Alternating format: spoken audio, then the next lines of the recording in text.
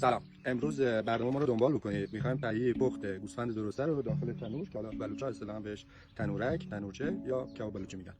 این فیلم رو دنبال بکنید. خب امروز اومدیم اینجا یه کباب بلوچی، حالا تنورچه بهش میگن. شما بهش میگین تنورچه؟ خیلی. تنورک یا تنور؟ تنور. خیلی. خب سیستم به این صورت اول میگیرن یا آتیش، همون تنورای نونوایی که باش نون می‌پزن میتونن استفاده کنن، داخلش میگیرن یا آتیش روشن میکنن. زغال خوبی ریخت، در آخر دیگه آتیش خاموش میشه. آتیش که خاموش شد گوسفند شما درسته میذارین یا درسته میذارن داخلش. البته فکر کنم یه تشتی هم با یه ذره آب زیر هم میذارین، تنور رو میبندین که بخار پز بشه. خیلی عالی. حالا با هم میریم ببینیم که چی از کار در میاد و استاد چه کار میکنه.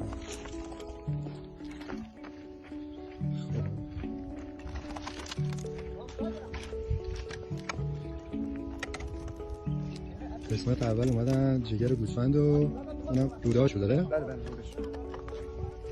ما به اینا میگیم پیش. شما چی؟ ما میگیم پیش. خب ولی قبل از اینکه به حساب خوش بشه چی بهش میگین؟ همون میگیم پیشو.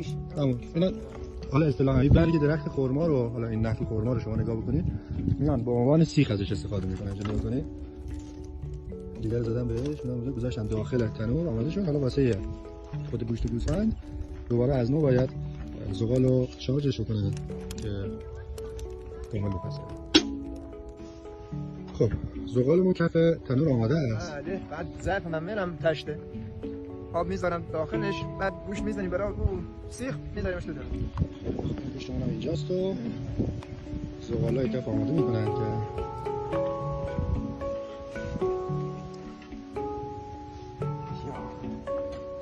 خیلی حرارت زیاده. فکر کنم حرارت باید خود کمتر بشه.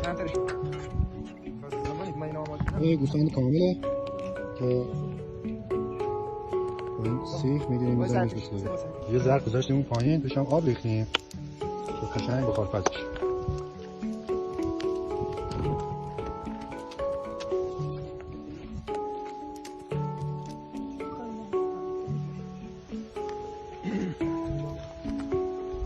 خب صاف میذاریمش توی تنور.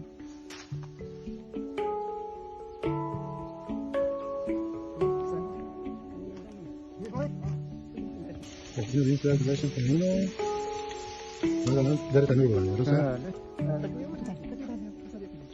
گوسفندی که گذاشتن داخل دوش رو یه سرامیک گرفتیم گذاشتیم آجر چیدیم و یه پتو خیس هم گذاشتیم که به هیچ عنوان رطوبت داخل تنور بیرون نیاد و در این حال هم با حرارت زغال هم پخته بشه هم بخار پز بشه. دیگه حالا منتظریم که آماده بشه و بعدش بیاریمش بیرون ببینیم چه کردیم. خب بریم ببینیم چی شده.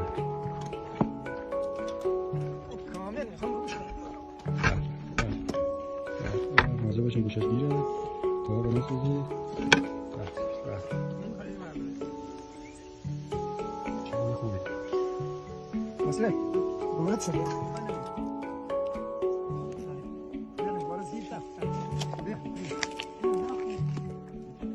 این بده کام بمیزنش مشکلی شد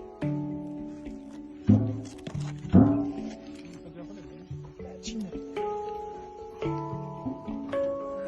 دلش بده یه خود سکش جان تو خودت می نه اون خاطری هم بود بده خاطری بذار گیری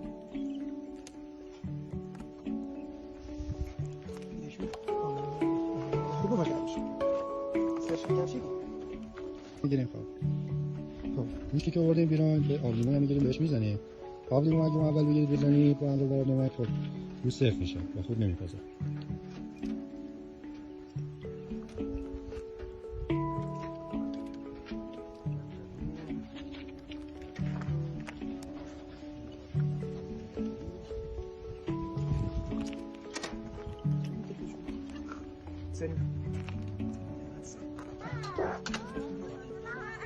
من گیاهخوارم چی؟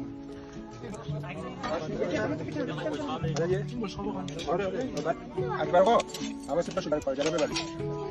بیا بشه. بیا مسئول.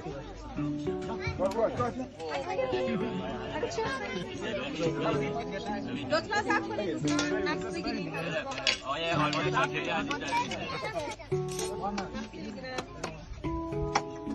سر محمد رسول الله هم کار نکردن. بچه‌ها چیز کردیم.